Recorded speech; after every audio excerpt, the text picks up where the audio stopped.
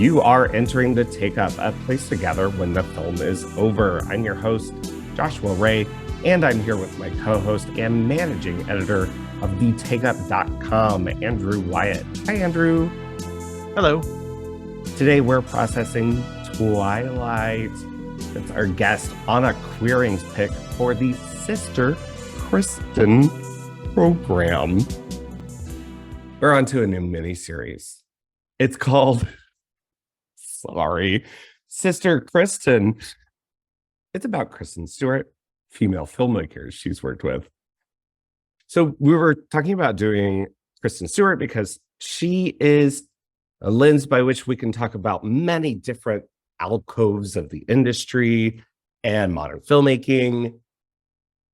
But it was also an excuse to have Anna Quiring on. Dr. Anna Quiring, postdoctoral fellow in English at Washington University, have bylines at LA Review of Books, Full Stop. What else? The Millions, anywhere, everywhere. Hi, Anna. How are you? Hello, Joshua. Thank you for having me, both of you. What a delight. What a delight. You're our first doctor. I recently gained my PhD in Twilight studies, so I'm very excited to be here with both of you. The first to ever have it and the best to ever have it.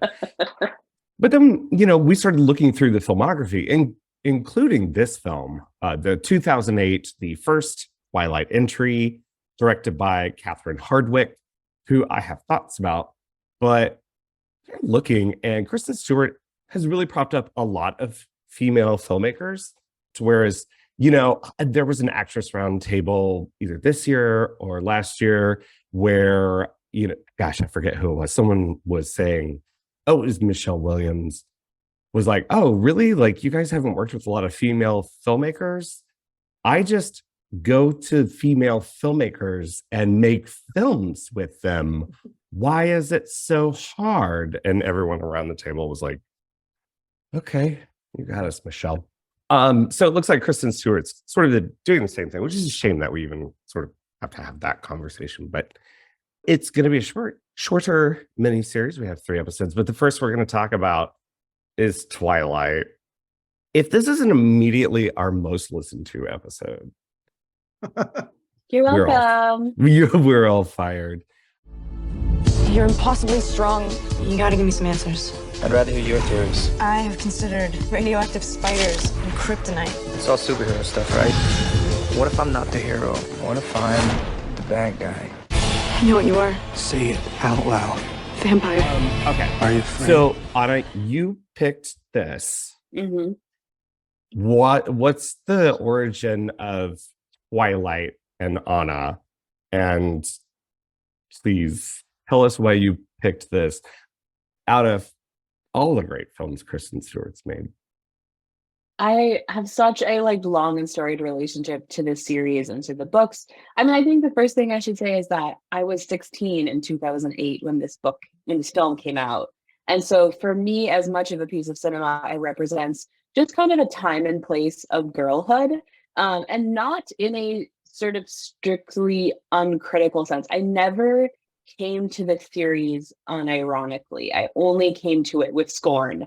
And I always say that my scorn has sloughed off more and more every year, and I come to it with more sincerity.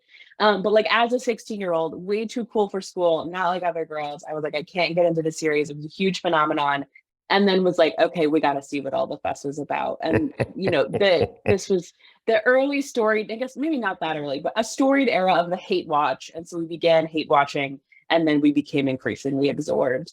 But I think what I would posit as my thesis about this film in particular, but also the larger sort of media cluster of Twilight, which is to say the books, the films, the very famous and beloved soundtracks, the sort of media storm and celebrity culture that it produced, is it really has this sort of doubled relationship of profound conservativeness, profound normativity, profound Mormonness, and this bastard child queer afterlife in a way that makes it so sort of tenacious in our cultural mindset. And there was this phenomenon online that started I mean, it's always existed since the original Twilight fandom, but since 2018, I would say, called the Twilight Renaissance, where like queer and trans teenagers, Gen Z teenagers, are like maniacally obsessed with the series in a way that like has about 8 levels of irony going at any one time. It's like deep love,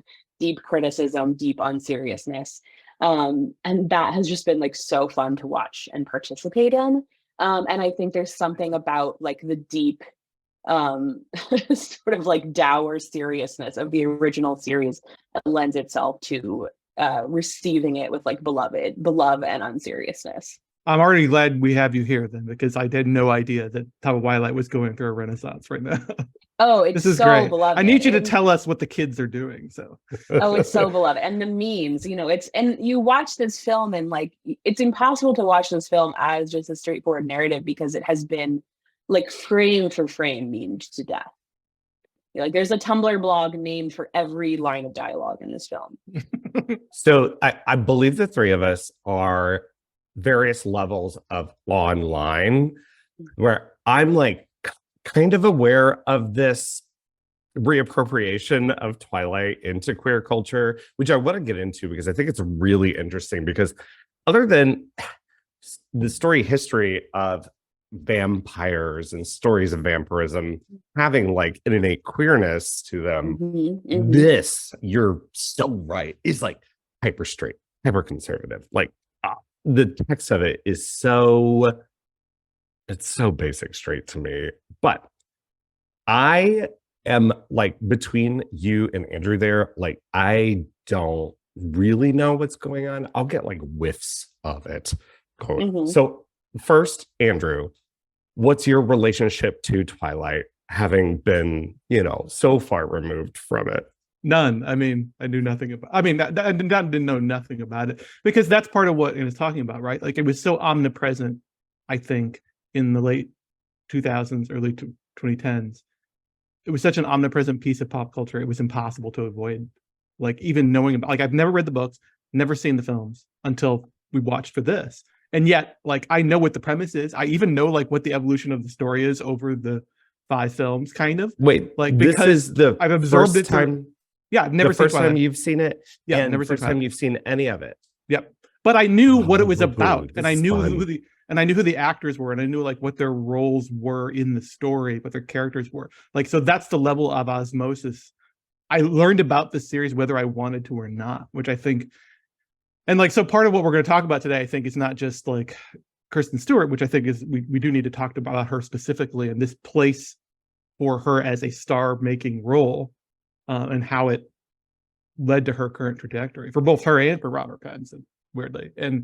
But I also like want to talk about pop cultural phenomena and how they're, I feel like the direction that Anna's going here, where we talk about, and I think we've hit upon this with some of our previous series about how things are received initially and then how they are reappropriated and rediscovered through cycles over and over again. And different audiences bring different things to them over time. So I think that's a fascinating, particularly when it's something that's huge. It's one thing when it's a niche interest, right? When we have something that's huge, that stays huge and becomes rediscovered over and over again in different ways, I think that's always kind of fascinating. And this is such a specific era of that sort of like franchise juggernaut that doesn't really exist anymore because sort of popular media and the filmmaking industry has been so turned to streaming and so sort of splintered off. But this is like an immediately pre-Instagram movie, right? So this is like pre the social media world that we have now. And it's impossible to talk about this franchise without talking about Harry Potter, right? This was considered to be the next YA franchise that was going to make $1 billion, make stars out of all of its cast. And so there's certain kinds of bombasticness that was attached to this and the way it takes itself so seriously, I think is derived from the kind of studio franchise juggernaut model that they were operating on in 2010s. And how much that's morphed into something completely different that feels less based upon the text of the thing and more backwards engineered to meet that model the text is, which I don't want to say the M word because I just don't even want to talk about. We got into it last time and I got tired. So Does we're that not word going rhyme there. with schmarvel? Okay. Right. My relationship is, I mean, I was a little bit older than Anna and a little bit younger than Andrew when this came out. I remember seeing it. I remember being aware. I was more interested in the soundtracks, which Anna already brought up, because it was really the second one, because Twilight became a phenomenon. It wasn't always going to be that. It's Summit Entertainment. It's like this offshoot of Lionsgate. And so they do see these models. They see Harry Potter, and, you know, Harry Potter's even sort of going, it's a popular children's book, right? But they're even going from like Lord of the Rings, which is this huge thing that was a huge gamble for New Line Cinema. But anyway, so Summit Entertainment, it's a major coup because it makes money. It's the two stars become heartthrobs. Soundtrack becomes a sensation. But with the second one, it becomes like, who else? What other sort of pop culture groups can we get involved here? And that's where the indie kids come in. They came for Pitchfork. And when they did that, they came for me at this time. So they got like St. Vincent and Bon Iver and to record songs. Wait, aren't they together on that song? Yeah. Come on. Yeah. On the new Iconic song. Incredible song. Is that Rosalie? Is that the name of that? Yeah. Rosalind. All right. Yeah. Rosalind. That's the character in this? No, I don't know where the name comes from. Well, The then- character is Rosalie. The song is Rosalind. All right. Twilight. Let's talk about it as a film. And I think we should start with a young lady carrying a cactus off of a plane. Ms. Bella Swan. That's her That's name. up Not- there. Not Isabella. Bella. Bella. Well, she's Italian, right? No. Humans like spaghetti. I just wanted an early opportunity to scream. Humans like spaghetti, right? That's what you think. That's what you people eat. Andrew, did you hate this movie? No, I did not hate this movie. I did not like this movie. But I don't hate many movies. Same. I hate many movies, but I didn't like. I get it. There's a seed of romanticism in this Mhm. that I see why it got No, so popular. Like I get it. I know exactly why this is popular. And I do want to clarify, like, so I'm going to say some negative things about this as a film qua film. Please do. But I don't want to make it sound like I am biased against this genre, this material. Weirdly enough, as somebody who is a big Kristen Stewart fan and a big Robert Pattinson fan and a big vampire fan, I felt extremely let down by this film. Like not knowing, again, not sort of being around for it the first time or the second time, sort of coming to it some 15 years later, I was maybe had a higher hopes for it. It's a weird thing to say about Twilight, but I kind of had higher hopes for it because I like vampires. I Explain. like both of these actors. This shouldn't have been as bad as it was, but When I this did find came things out- to like. So to be clear, I don't, and it's not the genre. I like vampire films. I actually like romance. And I think fundamentally, when you drill down to like, why was this popular? It's a fantasy, right? Like, and I'm not saying anything that hasn't been said 1,000 times before by 1,000 Twilight studies people, but the fundamental fantasy of to be wanted. I kept sticking on that Bella's famous turn of phrase there, like which is nonsensical from an English standpoint, right? What does she say? Unconditionally and irrevocably, like that feeling of that teen girl. I mean, things to remember. It's important to remember this was a YA novel, right? The teen girl fantasy of being, no matter who you are, being accepted as unique and special, and most of all, wanted by a boy. Like it's such a straight girl classic fantasy. So as a fantasy, I think there's a value to have like pulp works that play into that. My problem comes from how that's functions with the actual content of what we're shown and presented with. So you think that fantasy is at odds with the setup of the thing or the machinations of the thing? Yeah, like I think there's weirdly, I think there's a version. If you play like the improv game here, Vampires, modern day Pacific Northwest girl who's, you know, a vampire boy who's in love with a girl. I think there's a skeleton of a better film there, but this isn't it in my mind.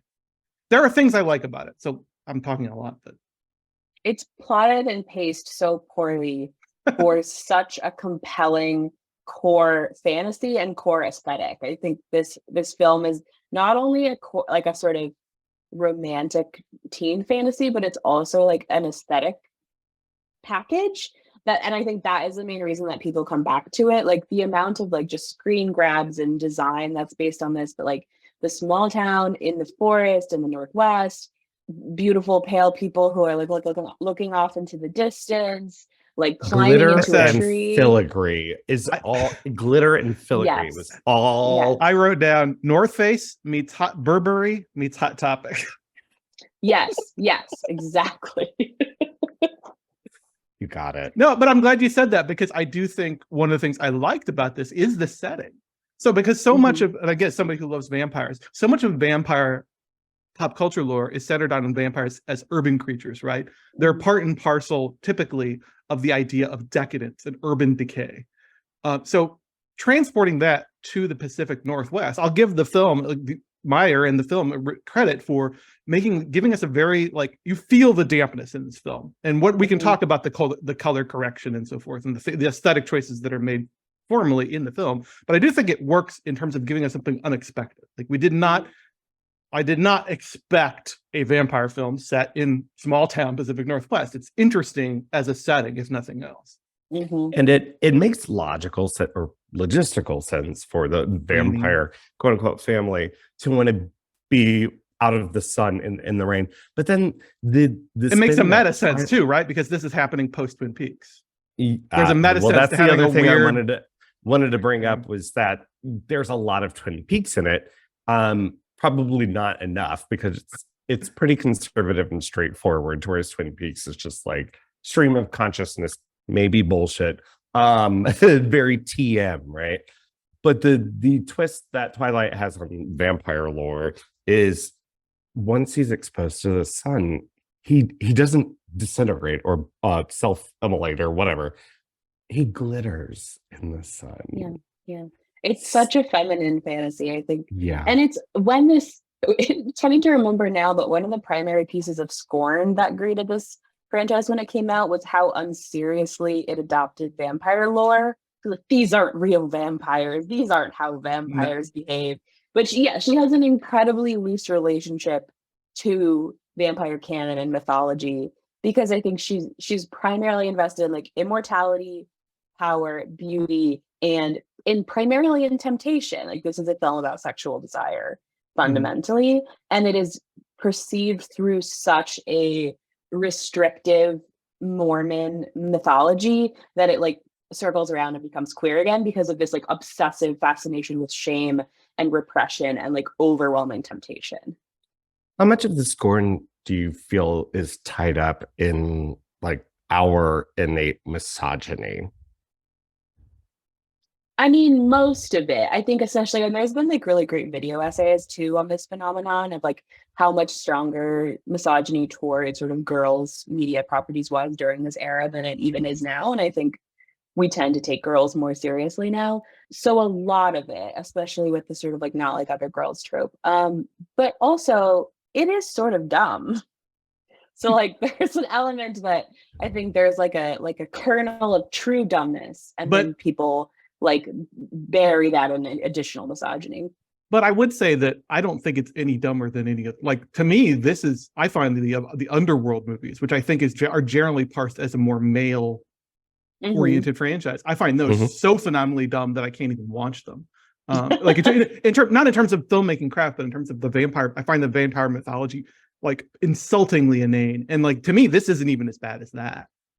So I do think that there should be some pushback against that, because I don't think so. For example, the glittering, I think, is a good example as a piece of vampire mythology. If you're a longtime vampire fan, you might kind of scoff at that, but there's no vampire canon per se. Vampires are fictional. They've come from 100,000 different authors and legends.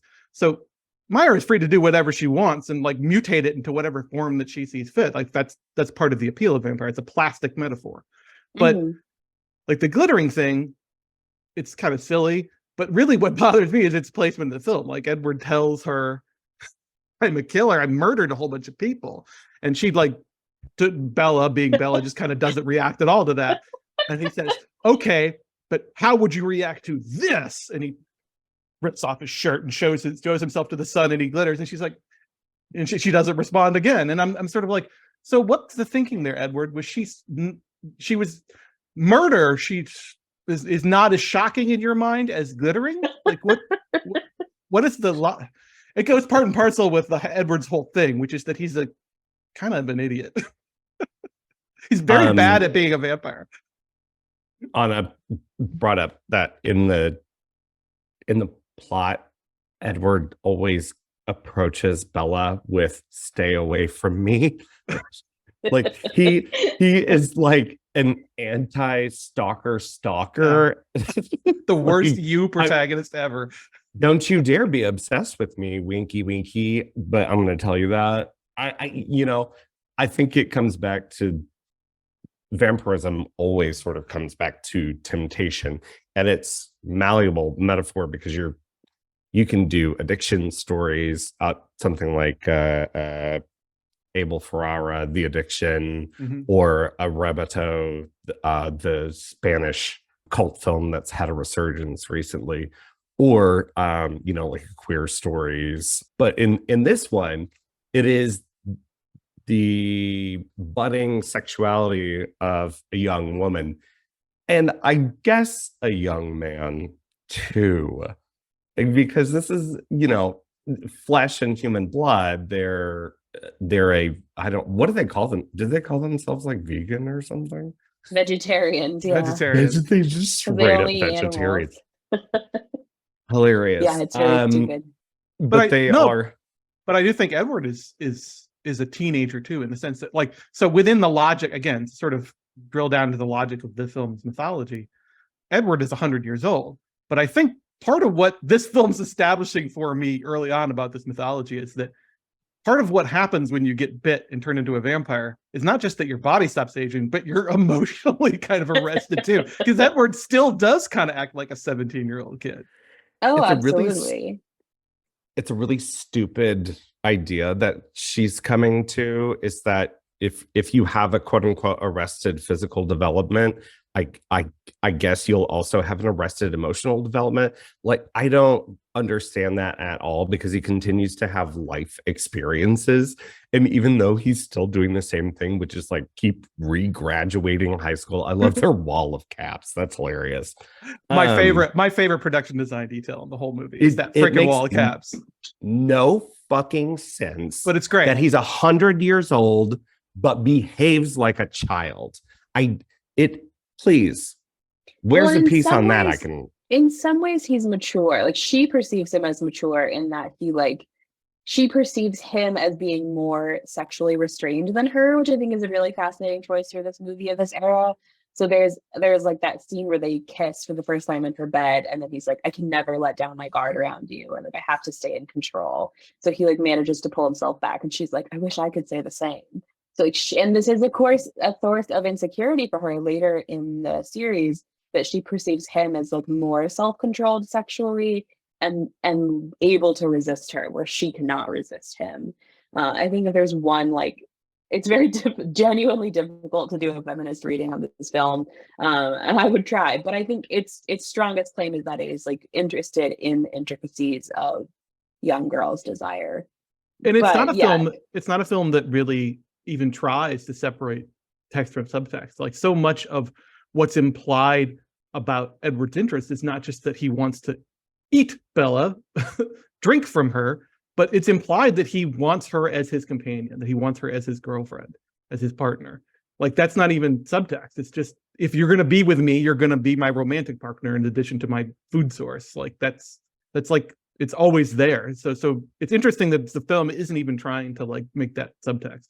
No, it's like monstrous sort of consumptive desire is the same as sexual desire. And like one you might be ultimately able to, within the bonds of marriage, like allow yourself to explore, but the other you can't.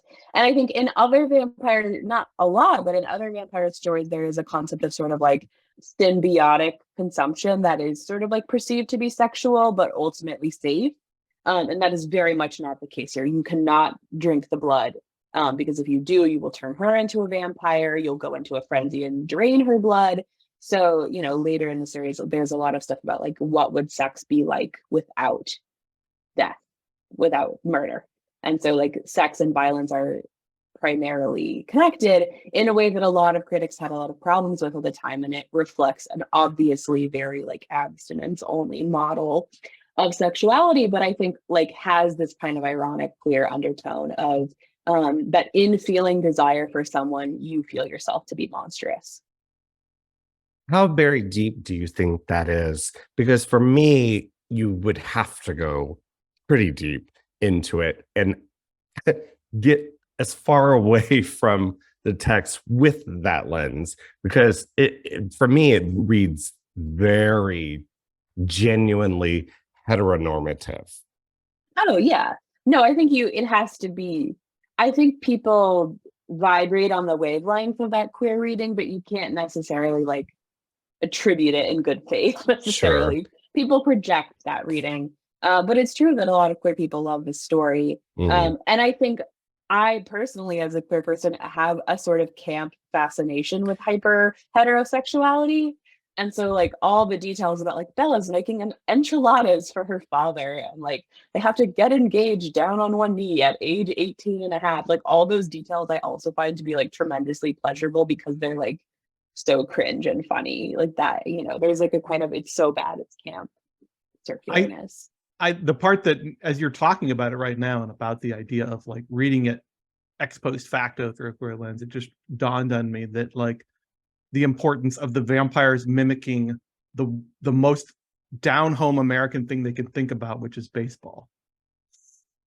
Like Baseball in the there's nuclear something there. family. There's something there, right? Like about Yeah. how let's try to fit in. Let's do baseball. Baseball Baseball in the spaghetti. nuclear family. They're like, none of these people are related to each other, and they are all within 5 years of age, and yet they have this like married mother father sibling structure, but then the siblings are married, secretly married to each other too. So right? weird. Like that itself is like, and like, why are all these people living in this extended nuclear family in one house if they're hundreds of years old? Like there's this very kind of uncritical thought of They don't have to follow this structure, but they're doing it, I guess either because it makes the masquerade of humanity easier to pull off if they pretend to be a family unit, or because of habit, because there's this idea that they're still clinging a little bit to these human norms. I couldn't get past about the age thing. Like Cullen introduces his quote unquote father, and I'm like, all I can think of is that Mystery Science line. This is my dad. We're about the same age.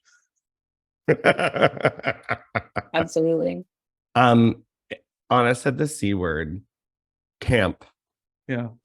And we've got to talk about it because I can't think of a cultural object in recent times that embodies Sontag's definition of camp. This thing believes it is the thing it is wholeheartedly and does not have a mirror to see that it ain't that. And it comes to one, I think, Catherine Hardwicke, who's making this film. It is her second film after her. No. She made 13, Lords of Dogtown. Yeah. So 13, Lords of Dogtown. Dogtown, I remember liking. Nativity Story. Anybody remember that with Keisha Castle Hughes after Whale Rider? And then this is her fourth film. I think she's a bad director. The choices she makes, where to put her camera, what to do with her camera, the performances she gets from her performers. I believe that she believes what she's doing is the correct thing. And I think it is often the very wrong thing. The idea of having Edward Sonic the Hedgehog up a mountain Guys, come on. Well, it's taking things from my understanding is that's taking things from the novel and trying to visualize them and not realizing that when you visualize something like that, it ends up being goofy, not cool. Goofy, fucking goofy. But within it, it believes wholeheartedly in it, which is something I definitely appreciate, but it is very easy to laugh at it. And I think people who love it, Anna, tell me, will also laugh at it and love it because they're laughing at it, right? Yes. I think, and I've listened to like the director's commentary she did on this film. I think it's both. Oh yeah, I think it's both too literal an interpretation of the book and an attempt to make an art film at the same time. So like the script has this really strange sort of like mumblecore energy to it. There's a lot of like throwaway lines. There's a lot of dead air. And it doesn't, but the lines are not that at all. It's like an approximation of that. Yes. You have the intense color correction, all these like big establishing shots. But then you also like she had to fight a lot with Stephanie Meyer about literalism, as the same thing was to E.L. James, which is a direct, that started as fan fiction of Twilight. She wanted to make the cast more diverse. Stephanie Meyer said no. Stephanie Meyer fought for like some of the iconic cheesy lines from the book to remain in. But I think you're totally right about the performances, and this is one of my strongest opinions about this book. People watch this movie and they're like, Kristen Stewart and Robert Pattinson are so bad at acting, and that was very much the take when the film came out before they had their indie turns. We're like, how embarrassing! These are bad actors, and then Kristen Stewart and Robert Pattinson have basically spent both of the rest of their careers overcorrecting from this franchise and proving that they can act. And I think they're being directed really, really badly. I think you can see the kind of verisimilitude and like organicness that they're trying to bring to it. And then these like close-ups and just like really strange mannerisms that I think are being forced on them by. And her camera does the same thing.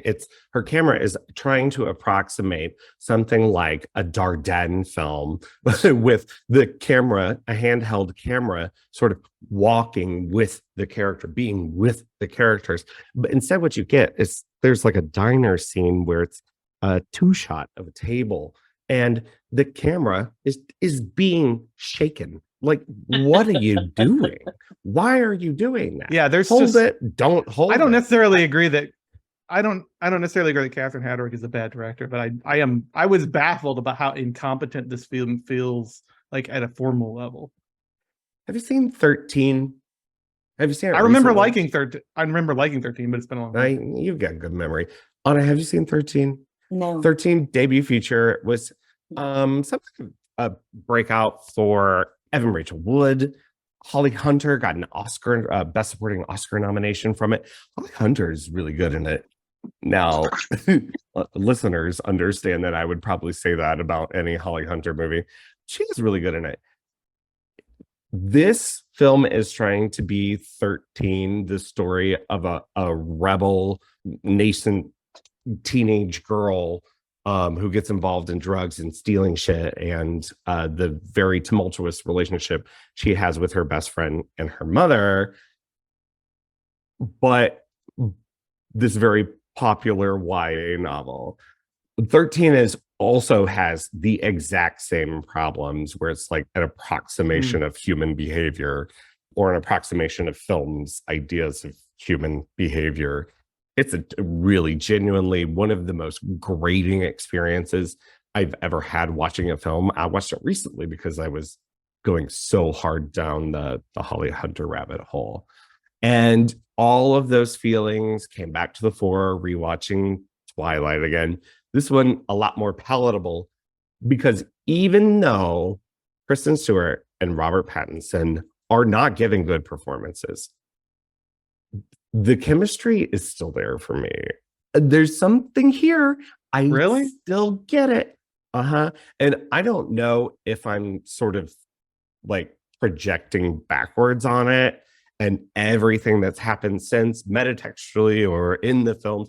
I don't know that I even watched up to like the third one, maybe. But maybe I am doing that. I don't know. So you said, really? You disagree? No good, no Kimmy, right? No. I Okay. don't like them in this. And I am, so my take is the third, it's not Kristen Stewart and Robert Pattinson are bad actors. It's not that they are good actors. It's that they are developed into good actors and they are not good in this. And I don't know if It's fair. some of that is, the timing is a little weird because it came out technically before this, I think. But you watch Pattinson in a supporting role in Goblet of Fire, directed by Mike Newell, and he's great. Like you buy him. It's a supporting role, but you buy him as this like popular kid who everybody loves, confident. Like he's everything that the script is telling me he is. I buy within the context of that film. Whatever you think about the Wizard movies, like I buy him 100% in that role.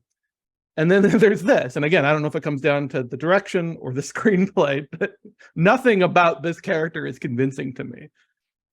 And watching him make these faces every time he's around Bella, like he's edging. I don't know how to just like, it's just so uncomfortable to watch. How often described that way? And I hate to say that because they become two of my favorite actors. But like whatever they're doing in this is not working. I think one thing that's really fascinating about this series from a writing, like from the internal premise and also from a filmmaking standpoint, is this whole series has this sort of obsession with interiority, right? Because Edward can read people's minds, except he cannot read Bella's, and that is the source of his fascination with her. But she's narrating the novel, so we have constant access to his interiority and her interiority and no access to his. So she never has any idea what he's thinking and he has no idea what she is thinking. And so that leaves a lot for facial expression reading, which the way that's taken up by the film is that like everything needs to be like aggressively telegraphed, but like so aggressively that it becomes warped and thus unreadable. So she reads him as disgust instead of like murderous desire, and he reads her as like disinterest instead of fascination and shyness. But like they have these complex, quote unquote, complex interiorities that are inaccessible to each other, and so they have to constantly telegraph like a simplified version that produces enough confusion to like carry the first half of the film, because the first half of the film is just them misreading each other over and over again and like approaching each other to say stay away. But the things that you're describing, that's how most human romance stories work. Most humans don't have access to each other's interiority. Like part of watching the pleasure of watching a romance is watching two people who may like each other, may not like each other, circle each other and try to read each other's words and expressions to suss out what each other are thinking. That's how human relationships work. You're right. So it's weird that like this film adds that layer of supernatural mythology to it to try to create a unique situation, when in reality it's not that unique. Like it's just two actors like mugging and trying to over convey, like you say, maybe like overcorrect to the point of ending up being something freakish that what these normal human emotions are supposed to be. No, I agree. It's an incredibly cliche, a very straightforward romance story with like mortal implications. Right. Which there are lots of, but you could say the same about Buffy, which I think I feel like Stephanie Meyer probably never saw Buffy, and yet it's the same story. So, there's a lot going on there as well. So we're talking about this in the context of our sister Kristen. I love saying it, Andrew. Sorry, you knew I was going to do something stupid like that. No, I like puns. That's good. All right, good. As if it's sort of the beginning of K-Stew, but it isn't. She'd been working as a child actor for a very long time. Anna, you had mentioned being a fan. Were you a fan because of Twilight, pre-Twilight, or like did you kind of come to her as a fan later, like a lot of, stuffy film critics did when she started working with Osias and things? Where did you come to K-Stew? Probably a little bit on the later side, especially with her like queer public persona, which I think is like such in wonderful contrast to this film. And then retrospectively, but yeah, she's beloved of lesbians everywhere. Yeah. What about you, Andrew? I'm Stuffy film critic. Yeah, I'm trying to think of like the film that really made me sit up and take notice. I want to say I think the film where she really sort of became a beloved actress for a lot of cinephiles was probably Cloud Systems Maria. But if I'm being honest about like the first film I remember sitting upright and going, oh, she's actually good in this, I want to say it was Greg Matola's Adventureland, where she's playing a sort of supporting romantic role. It's very much in her wheelhouse. She feels, again, she compared to this film, she looks so comfortable on camera she's playing to her strengths. She's playing as sort of the cool girl next door who the main character falls in love with, but maybe isn't quite everything she appears to be. She's been working a lot. So what's up with her in this? Is she trying something new? Do you think that's what it is? Because she's in this very twitchy, just like trying out behavioral play acting, and it doesn't work at all. There's a lot of stuttering. A lot of stuttering, a lot of hair play, a lot I of might know the biting. answer to this. Was she, from what she's talked about post Twilight, was she like a fan of the novels? Did she read them before she auditioned for this? Like, what was her relationship to the original, to the source material before she made these movies? That's a good question. I don't know that she was a huge fan. I think Catherine Hardwicke might have talked her into it. Like, I think they had a good relationship. And I think it was an era in which you had to get a franchise to get it sort of a start as a movie star. I think there was just enormous pressure to sort of build your platform that way. And I think Catherine Hardwicke pitched it to these actors as like, we're going to do this in an artsy, unexpected way. That she was sort of going to do her indie twist. And then she was immediately replaced for the next film. And this film was also made in a huge rush because there was a sense of like, we need to capitalize on this phenomenon really quickly. So they like cast and shot it really quickly. And then they wanted to start production on the next movie immediately. And Catherine Hardwicke was like, can I have some time? And they said no. And then the rest of the films had all male directors, like 3 different male directors for the next 4 movies. So I haven't seen all of the rest. Like I said, I think I've only seen up to the 3rd one. Give us your read on the rest of the films as they are. Because I'm so glad you asked, Josh. I sort of, when we were initially talking about this, I said, I'm going to watch all of them. I lied. I lied. I think there's a lot of difficulty in plotting that is Stephenie Meyer's fault. It was also the era where you had to split the last book into 2 films. So Harry Potter before it and Hunger Games after it did the same thing. The second book, I think, is probably, it has the strongest soundtrack. I think it's probably the strongest cinematically and also structurally, in that like the plot feels sort of like there is an immediate conflict in the beginning that is resolved towards the end. But Edward is gone during the majority of it. So there's like a very sort of famous depression sequence where the camera just circles her as the months go by and she sits in her chair. Mood. Yes. The 3rd one it's just killing time for the big finale. It just sort of sits there. But then you have the 2nd and the 3rd one are developing this love triangle that like has no real stakes. And then that's the 4th with one, Jacob the werewolf. Yeah. So he sort of is her friend. Spoiler! And her. You're not going to watch that. Plus, He becomes her no. love interest while Edward. So Edward is like, I put you in too much danger. I have to leave and convince you that I'm dumping you so you won't follow me. So he's but we have Spider-Man to be now. apart for your own safety. Right. Yes. And then Jacob emerges as like the sort of good, logical, safe choice, even though he is a werewolf. And he is very into her. She's like, I'm loyal to Edward, even though I'll never see him again. And then when Edward eventually comes back, they butt heads for a book. And then the last book is about sort of wrapping things up in terms of they get married, the question of immortality, will she become a vampire? And there is an unexpected pregnancy conceived within wedlock that turns into this like very strange and ghoulish medical situation where, because she's human and the baby is half a vampire, it's sort of consuming her from the inside out. And there's some very like upsetting CGI about like what. Now, see, that's interesting. That Like I've once seen. you like start getting into weird, freaky horror Body horror, implications yeah. of vampire mythology. That's like, to me, that's interesting. But Yeah, and I've then he heard that turns her into it's not well done. It's not well done. No, it's not. And he turns her into a vampire to save her life. Like when the giving birth Of is about to course. kill her, and Of then she course. becomes a vampire. And then there's this that's the fourth film, and then the last film is like this incredibly anticlimactic thing of getting ready to protect their half vampire child from the potential bureaucratic threat of like the vampire cops. And then it all turns out fine. But there is a great, well, this is a big spoiler, but there is a great freak out in the film that's not in the books because the book is so anticlimactic and there's no battle. And by that point, they were like, there has to be a battle scene at the end of every book. So they put this whole battle scene in.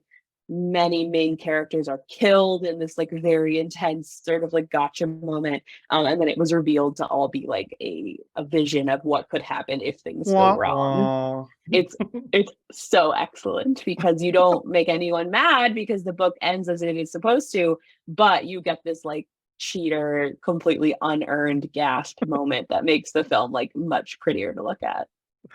I kind of forgot that she was working a lot between the Twilight movies. She was still doing other things. So in my head, she was like encamped in the Pacific Northwest, trapped with Anna Kendrick and Peter Facinelli, and they're all like sitting around a campfire for 5 years or whatever. She's still doing stuff. That's it. Adventureland actually comes out the year after Twilight, first one. And she did the Runaways, who is she playing in that? You play Joan Jett. It's in front of my face. And then she wears a wig in one of the Twilight movies because she had a Joan Jett haircut the whole time. They couldn't let Bella be cool. No, for once. Edward would have immediately spurned her. He would have been like, "You can't handle this level of choppy haircut. I no longer want you to be my eternal love." And then she also does Snow White and the Huntsman. There's a lot there. Yeah. She's Very not good in good. those either. So maybe there's something about franchise films. Like she just needed to be away from franchise films. Yeah, maybe so. All right, cool. That's your Twilight time. Anna, thank you so much. Thank you for having me. I feel like a twihard now. Is that what they're called? Is that what they're called? Oh yeah. I don't. Twihards? Oh really? Yeah. Oh god. Very good. I'm learning a lot. Will you stick around and give us one more thing? Yeah, absolutely. All right, every episode we round out with one more thing. That's something we've been enjoying since our last episode. Anna Quiring, please give us one more thing and then give the people your socials if you want. Absolutely.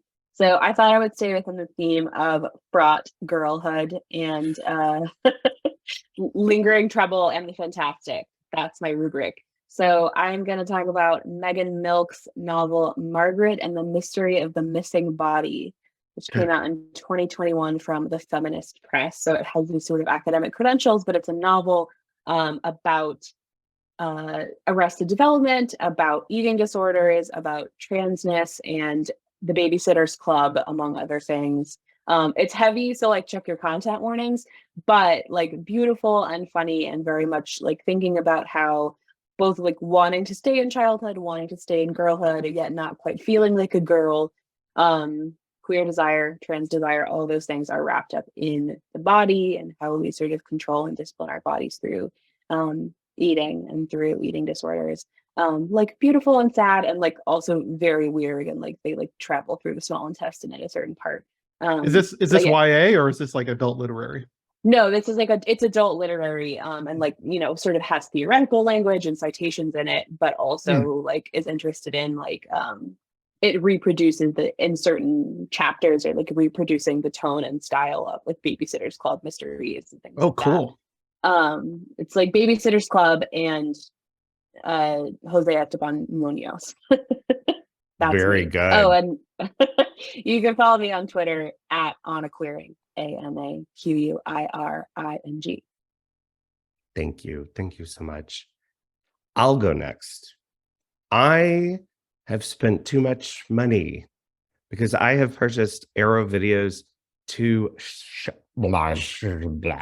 Shawscope sets, collecting the films of the Shaw Brothers, some of the films of the Shaw Brothers, because if you were trying to collect all of the Shaw Brothers films, you would not be able to carry it or probably fill a room with it.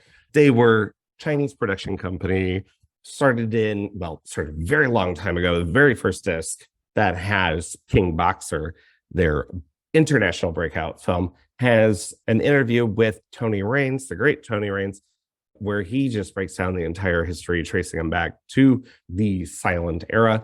For those of you who don't know who the Shaw Brothers are, you do if you've seen like Kill Bill, because it starts with the Shaw Brothers logo and their music.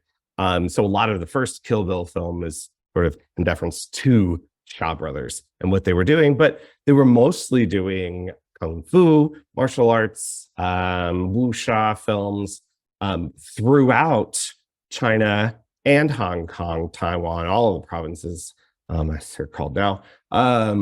So the first set has 12 films in it. I have gotten halfway through it in a few days, but everybody knows I'm still in my Hong Kong era, and this covers a little bit of that. But it's got wild, sort of everything you would expect, from fist fighting ways to sword fighting to the mighty Peking Man. If I were to pick one out of the 6 that I've seen so far, you want a 70s Chinese bastardization of King Kong that is very sexy and stupid and has a fight between a tiger and a boa constrictor. Animal rights activists don't at me. It was a long time ago. Sexy and stupid. That's my brand. That's our brand. But and a random white lady raised in the jungle by the King Kong person. Like, duh. It's so good. I prefer it to any of the King Kong films. But there's a whole other set that I've got to get into that has a Maggie Cheung movie I haven't seen in it, and it's the very last one. So I've got a little. So this is 24 movies you're working your way through? Yeah. I mean, what else am I gonna do? Anyway, so that's me. I'm Joshua Ray. I'm watching a lot of those movies. And you can find me on social media at Crispy Retinas, reviews on News 4, KMOV, and of course at The Take Up. That's thetake-up.com, where my editor, Andrew Wyatt, who's right here, giving us one more thing. So I've been kind of down on contemporary film a little bit and in the past couple of weeks. I don't know why, but just not feeling it. So I thought it would be a good opportunity to watch some older films. And as it happens, the Criterion Channel has just added or at least collected together a free code Paramount collection. The Hays Code kind of being in part of Film Twitter discussion a lot in the past month or so. I thought it might be a good reason to dive in and watch a bunch of old movies that I'd never seen before. And this collection in particular is pretty wall-to-wall with great stuff. Just in the last couple of days, I've watched Shanghai Express by Joseph von Sternberg, which has Marlene Dietrich being so inhumanly hot. I almost can't believe it, how hot she is in this film. A lot of Ernst Lubitsch films in this collection, including Trouble in Paradise, which I absolutely loved. I've never seen before. Great movie. And then I watched the atypical Lubitsch film, his anti-war melodrama, Broken Lullaby, which is also good, but very strange for him. So far I'm loving it, particularly Shanghai Express and Trouble in Paradise are just A-tier films all around. Can't believe I've never seen them before, but having seen them, I love them now. So it's been a lot of fun. I don't know that I'm gonna make it through the entire 16 film collection this month, but it's always good to have these little Criterion collection sort of programming feeds or channels or however they describe it, because it sort of gives you a nice little watch list to work from and sample things. I dove into their color noir collection last year and had a lot of fun discovering films I'd never seen before. So again, Criterion Channel, great deal. It's very well curated. They don't always have consistency in terms of what films are available. Films sort of pop in and pop out of the channel's streaming collection quite a bit. So sometimes you can be like, oh, I'll just watch this on Criterion Channel, and you find out, oh no, it left last month. Okay, so it isn't consistent, but the curation is always great. So if you sort of approach it on a month to month, this month I'm going to watch these type of films. It's really stellar and well worth the price. Let me just lean on that a little bit and say 4 of the new programs include the one you mentioned, Paramount Pre-Code. Michelle Yeoh kicks ass with a lot of. I've already started in that. I knew you would. Yes, and a spotlight on Isabelle Huppert and all of Buster Keaton's films. So it's like, yeah, a lot of the 80s horror from the last October program that they had, they're leaving. But hey, you're spoiled for choice there. No, there's always something to Everybody's watch. gotta have it. Yeah, there's always something to watch. I was just saying that things come and go. So they do. Yeah, it's good to sort of I imagine this is what they want. It's good to sort of develop your viewing habits around those monthly collections because you know that for that month, those are all going to be available. The leaving soon row runs my life. So, that's a good point. Yeah. But yeah, I've loved the ones I've seen so far. Shanghai Express. Ugh. Marlene Dietrich. Just did you watch Blonde Venus yet? They got that in there. Not yet. Blonde Venus is the one where she does a really racist number, but the movie around it's great. Yeah, I mean, like, okay, so like Shanghai Express is a great film, but like it has Yellowface in it. Oh, there's a Swedish American actor playing sort of the Chinese villain. So you have to go into it with understanding what you're getting into. But like there's great stuff in there.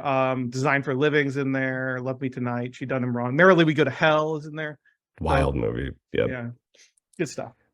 All right, where do people find you? You can find me on Twitter at Arachnophiliac and on Letterboxd at AY76. And also, obviously, you can find my written stuff on thetakeup.com. Andrew, which one are you going with?